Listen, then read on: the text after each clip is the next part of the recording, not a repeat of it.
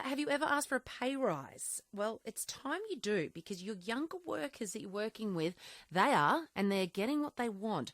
It's a tough conversation to have for some. I get that. Others can just whisk on in to their boss's office and just come out and say, hey, I'm really good.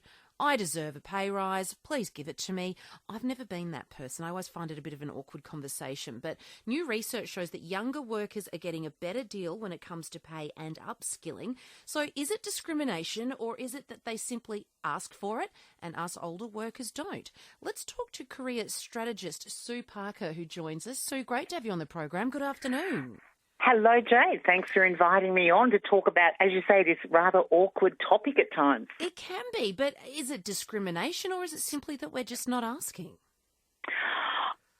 You cannot blanket a whole generation under one trait, but I do observe very clearly that there is a sense of acquiescence, not wanting to rock the boat, a lot of fear. And when people operate from a platform of fear and hesitation, they're not asking and holding ground for what they deserve. And that does tend to amplify when people are starting to get in the 50-plus workplace market. So I do observe that. They're frightened to create a stink.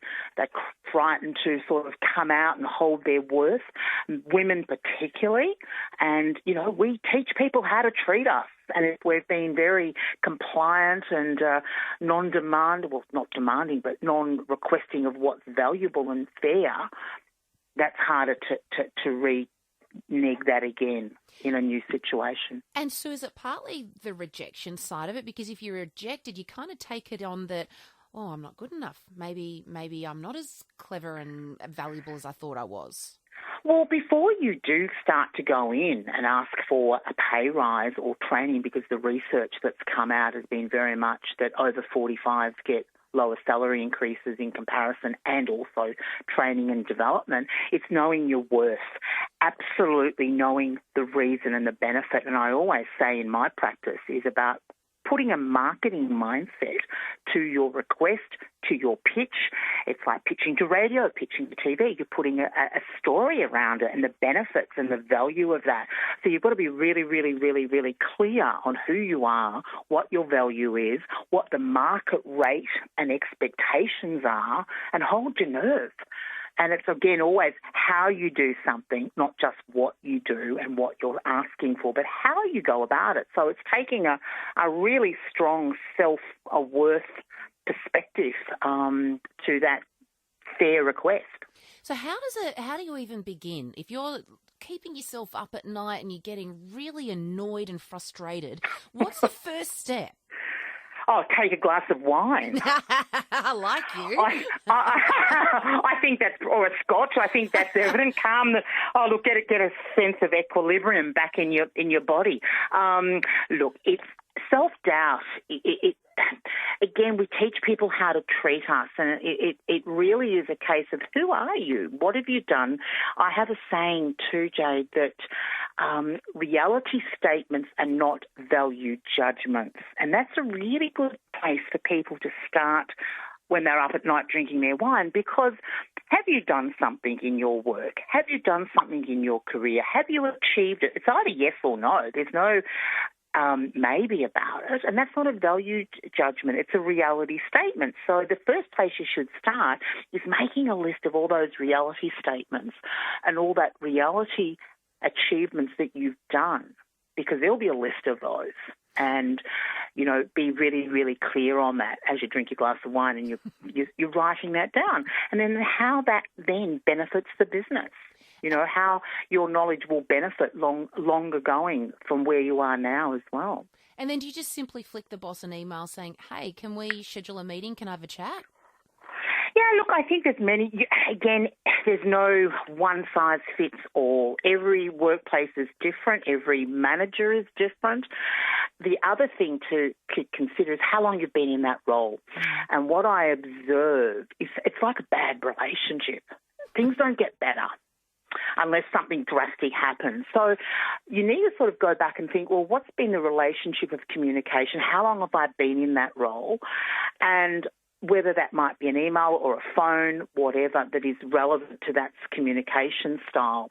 But you need to go in with absolute clarity of your value and what the market rate is for that value. Mm-hmm. And again, that's all reality. That's not opinion stuff. The research also is that as people over 45 aren't getting the same amount of training opportunities. Well, that's a silly workplace and productivity demise for businesses. So, again, it's all about I call it the marketing mindset. Just because you're a worker, you have so much to offer, and especially when people have got a lot of experience over 45 and 50, that's valuable. So it's about positioning that and then giving consequences, because if you are totally underpaid, which a lot of people are, and they haven't kicked up a stink and they've been on the same salary band for maybe 5 years, which is true, it happens, you need to actually give some consequences around that, and you actually have to communicate that, hey, this is what is reasonable, this is what I do, this is what I bring, this is what the value is to your business. I'm not a doormat. If that can't be met, I might start needing to look at somewhere else. I'm not trying to bribe you, but this is the consequence of your actions, as any business would have for any of their actions. I like it. Be tough. And if you don't get what you ask for, I mean, like you said, should you just back yourself in and start looking for another job? Does that build your confidence up? Well, it's interesting you say that, because in this year particularly, with so many changes that are happening, we're going past the candidate-rich market, and things are moving across more to less jobs and more people looking. You always need to have a profile of your career anyhow as a fallback. It's like risk management, like insurance policies, always have a fallback. But you know, people will often whinge about a business. They'll complain, and this is one of the big issues about teaching people how to treat us, and it's in the workplace. All the whinging in the world without actions and consequences of no value. So, again, it's really giving that consequence. Whether you should be looking for another job, I mean, that's your decision. Some people can't just quit and go, but you need to take a holistic. What you find, though, generally, and what I've observed over the years, is that people who are underpaid for what they do and the value they bring, there's also other workplace abuses as well. It's not just solo. This is my observation.